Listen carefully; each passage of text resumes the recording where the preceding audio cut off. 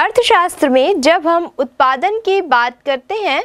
तो हम देखते हैं कि हमारे सामने उत्पादन के बहुत से साधन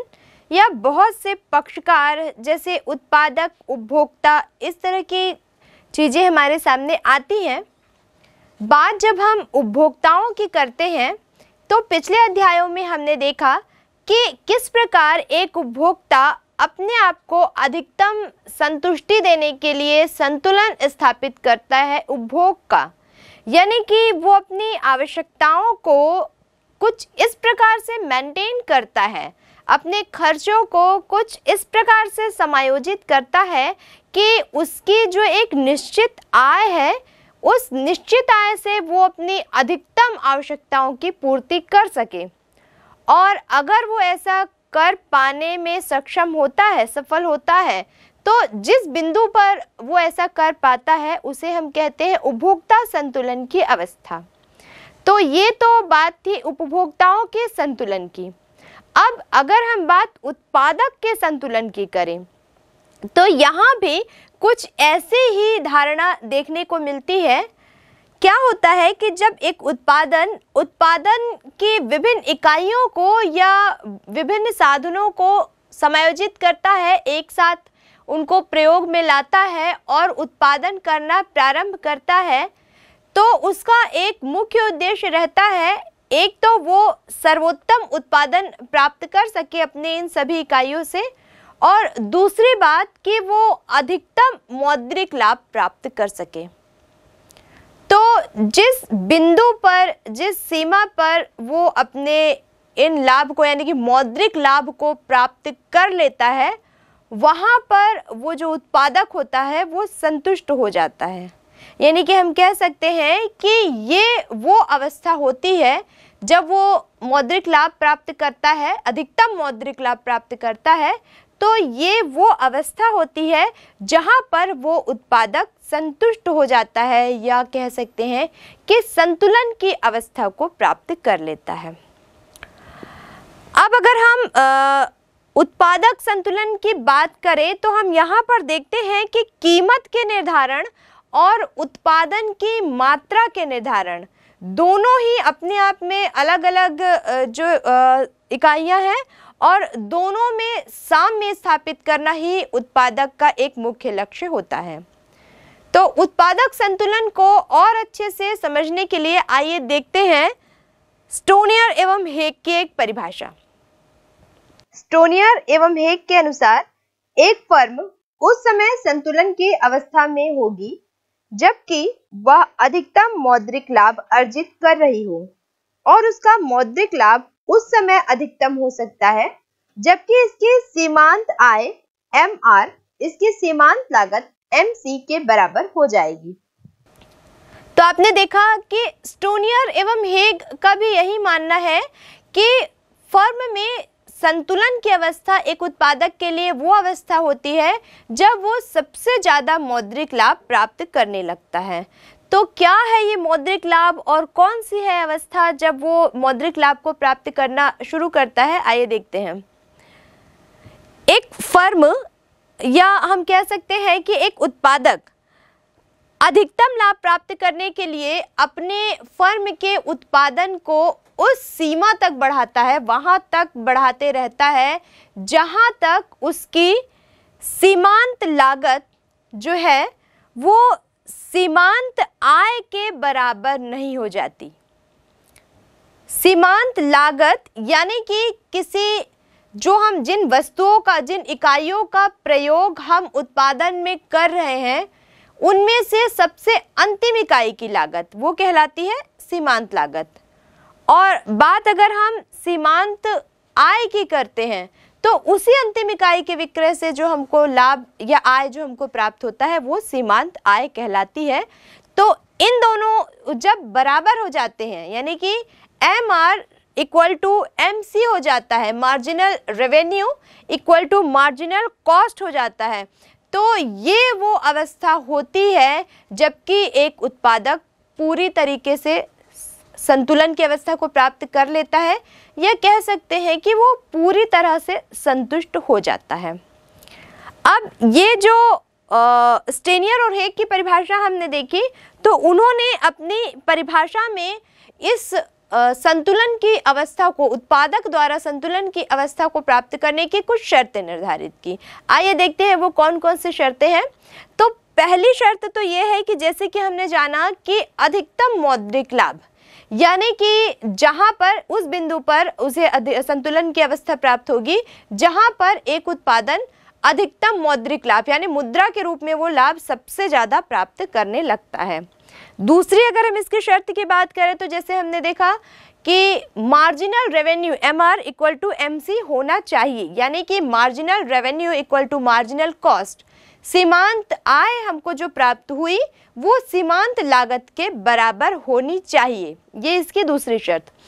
तीसरी शर्त की अगर हम बात करें तो एक महत्वपूर्ण बिंदु निकल कर आता है जिसे हम आगे ग्राफ में भी देखेंगे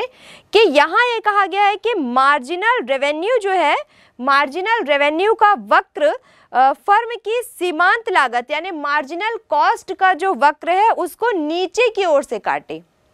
और उसके बाद ये जो कटाव बिंदु के बाद सीमांत लागत है यानी कि मार्जिनल कॉस्ट का जो वक्र है वो सीमांत आय यानी कि MR वक्र के ऊपर रहे। तो कैसे प्राप्त होगी ये सारी दशाएं और कहाँ पर उपभोक्ता संतुलन की अवस्था में होगा, इसे हम आगे ग्राफ के द्वारा देखेंगे। लेकिन फिलहाल हम देखते हैं कि जो उत्पादक के संतुलन की अवस्थाएं होती हैं उन्हें किन दो दृष्टिकोणों के अंतर्गत अभिव्यक्त किया जा सकता है।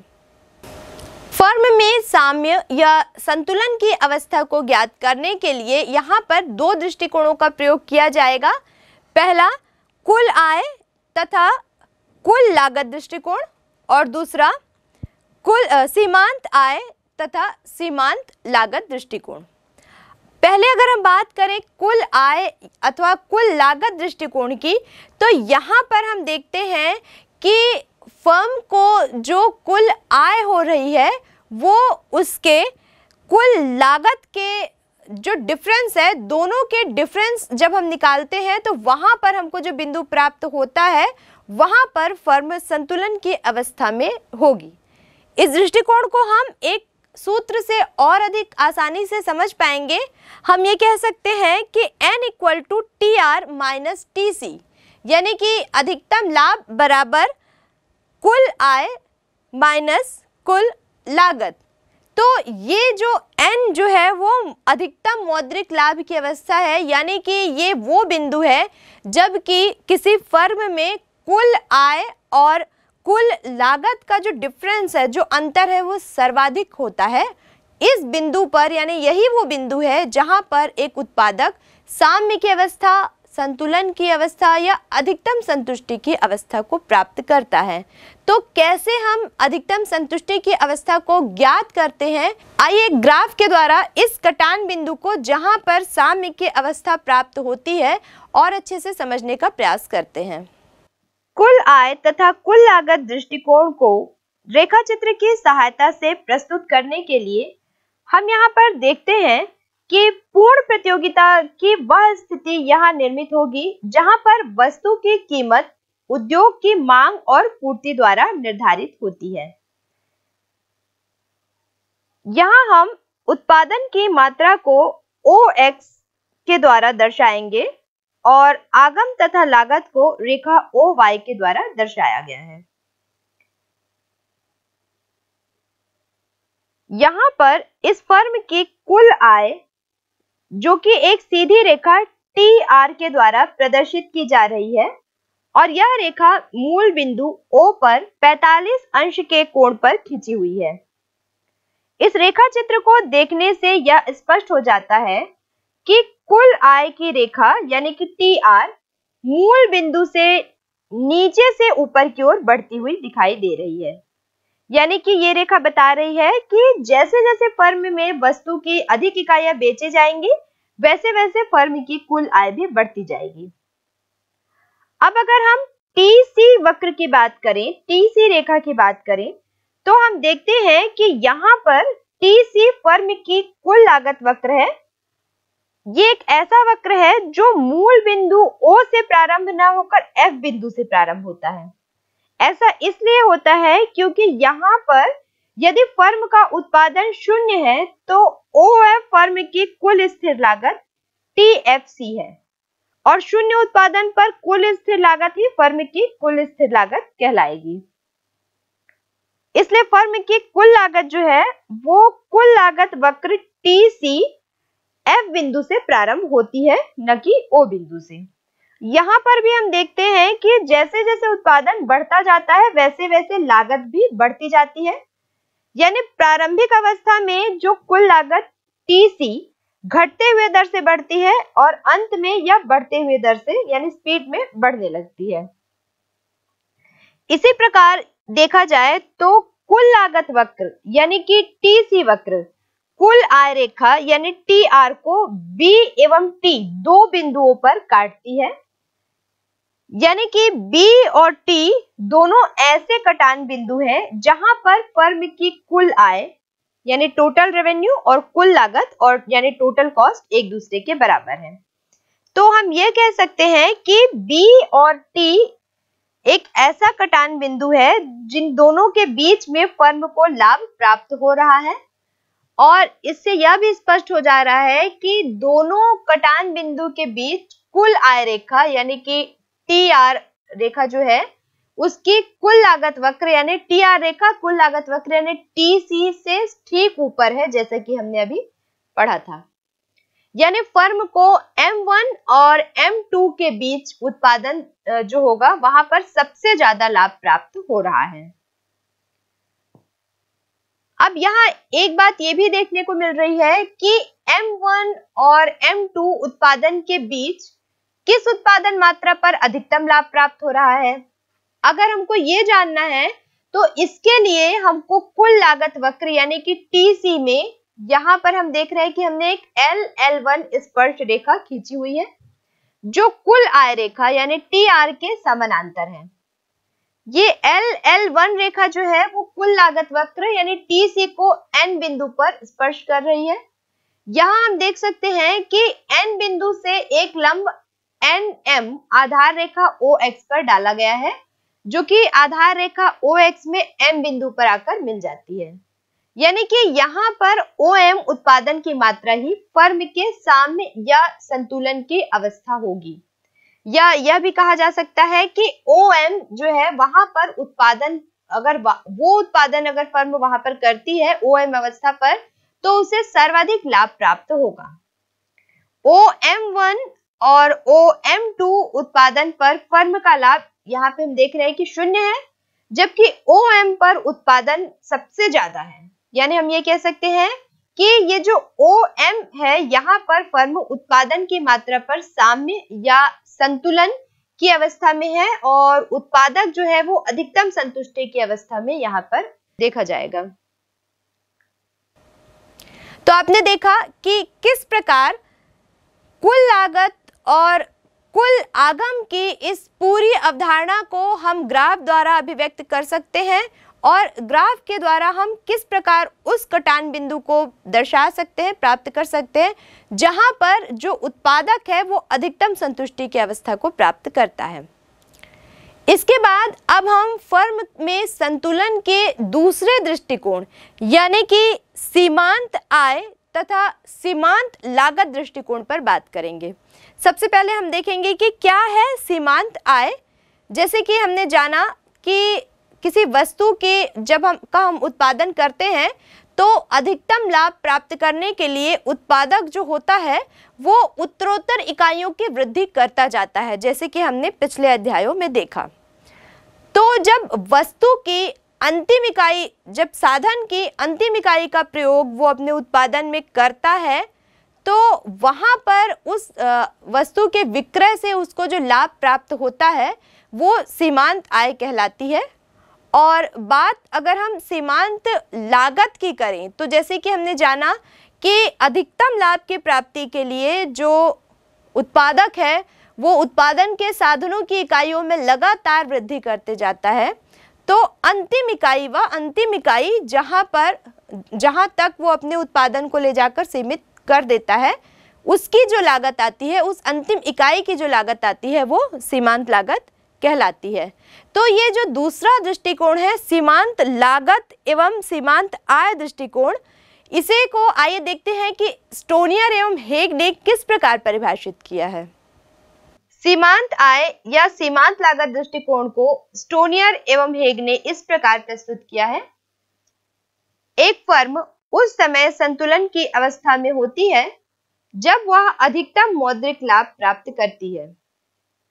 फर्म को उस समय अधिकतम मौद्रिक लाभ प्राप्त होता है जबकि उसकी सीमांत आय एवं सीमांत लागत एक दूसरे के बराबर होते हैं। तो आपने देखा कि स्टोनियर एवं हेग भी मानते हैं कि वास्तव में अधिकतम संतुलन की अवस्था उस कंडीशन में, उस बिंदु पर प्राप्त होगी जबकि